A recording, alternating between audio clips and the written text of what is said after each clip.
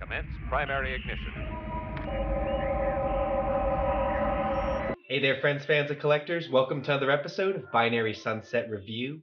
Today we're taking a look at the second Walmart exclusive vintage collection, Mandalorian Pack. Now, this is really exciting. This showed up on our doorstep yesterday. It's just a very, very nice looking pack. Really, really beautifully reminiscent of Season 2. And I can't wait to jump on in. Let's get going. I like those odds. Hit the subscribe button below to stay on the forefront of the best Star Wars news and reviews as soon as I make them. Here we have the front of the packaging for our Mandalorian Maldo Kreis set. Now, the card back is larger than we see with the normal vintage collection card backs. It's wider. We also have a wider bubble. We're treated to not only Mando and Grogu figures, but also 2 ice spiders, a larger ice spider, and a broken spider egg.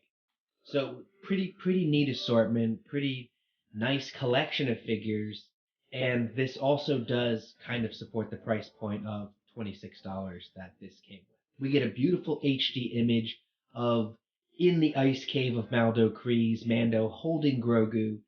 It's a pretty dark image. I remember the scene being pretty dark. It's a nice HD rendering. In the pillbox there, we see the Mandalorian and Grogu, and it says Maldo Kreis underneath that. We have the orange color shading, which they continue to use for the Mando.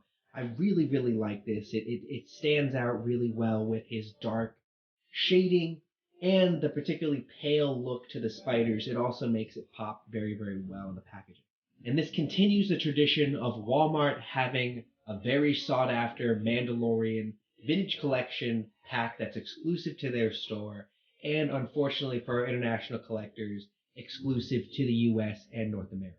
These sets are special for a lot of reasons, but for in-box collectors and out-of-box collectors, the card back is uniquely sized. So for those of us who use star cases and put them in the secondary case on top of that, I'm not sure if there is yet a case that will fit this figure. If there is, I'll post a link to it below. But this pack there's so much goodness in the bubble. It would be a shame to keep it in packaging. So I can't wait to break on into this guy. Let's get going. He's flanked by the other Mando from last year's set with the Canto and the beat up armor. He has the Din Djarin face. He was actually titled as the Din Djarin, as well as the Season 1, Episode 1 Mando to his right there. It's great to have this complete set of Mandalorians, especially as we'll be receiving our shipping notifications on the Razor Crest some point this week, hopefully soon. Here we have the backside of our Maldo Kreis, Mando and Grogu. Now the boxing is larger than we see with other vintage collection sets, and so we have a little bit more on the box here. I really like how they've included this exclusive and its image onto the back of the boxing here. We didn't see that with the other Mando pack, and it's a really nice addition and keeps this in the vintage collection line. Speaking of in the line, we see the number in the upper right hand corner there. It is VC211.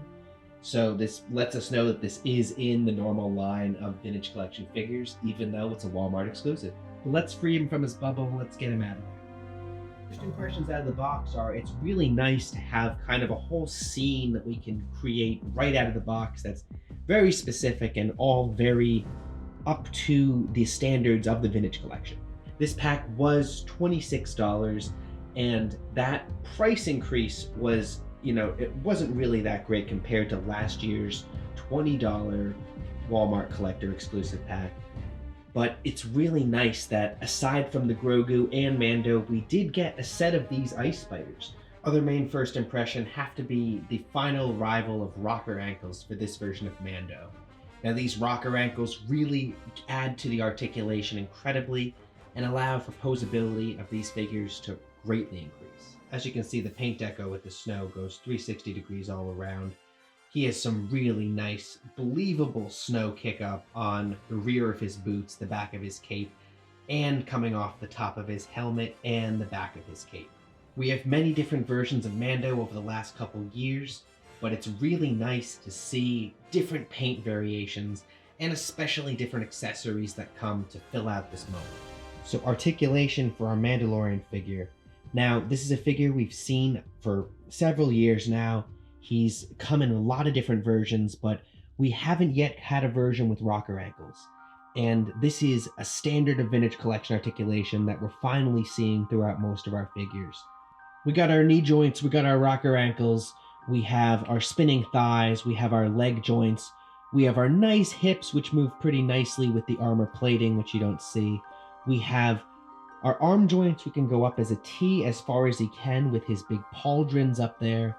We have elbow joints, and we have wrists that turn. We don't really have wrist joints due to his gauntlets, but we do have some nicely rotating elbows. We have a neck joint and an extra bit of angle to it that allows some inflection for his helmeted head. All in all, some fabulous additions to the articulation. It's nice to be seeing these in some Walmart exclusive figures. The Grogu Vintage Collection figure has been seen 2 other times previously. We're going to be getting another one with our Razor Crest. And the articulation for him is his arms that turn around pretty nicely, and his head which rotates. It's great to see some variations to this little guy. The miniature ice spiders don't have much articulation themselves. They are posed with their legs up in this kind of attacker running pose, and it's nice to have them as their own little unit. The larger ice spider does have some articulation. So he's got 8 legs like a spider should, and 4 of them are able to move about. We don't have the full leg articulation that our Black Series cousin has, but at 3.57 scale, why would we expect that? Now we have these front 2 legs which can be posed up and down kind of menacingly. One is curved in a little more towards the mouth, the other is more in the walk or run phase. We have a nice mouth that extends here. It really is well designed and creepy. Looking neat. We don't have much of a wash on these guys. I know a lot of people were talking on Instagram about giving it a nice little wash of either oil from 40K or whatever to really bring some believability into these creatures. We have more articulation on the back 2 legs. These ones are our movable friends here. We can pose them. They both seem to be more in the running or pouncing kind of bit, but you can angle them in a way where they're climbing up and down objects. I really, really do appreciate that, where they can be kind of looming over something, getting ready to pounce. This is a great addition to any vintage collection pair. I love aliens and weird, creepy things that we can add in the same scale to really flush out our characters and flush out our dioramas. Here we have everything that comes in the box with our Maldo Kreis Mando. Now we have our unique Grogu here with his snow on the bottom, as we've seen before. We got our 2 little spiders.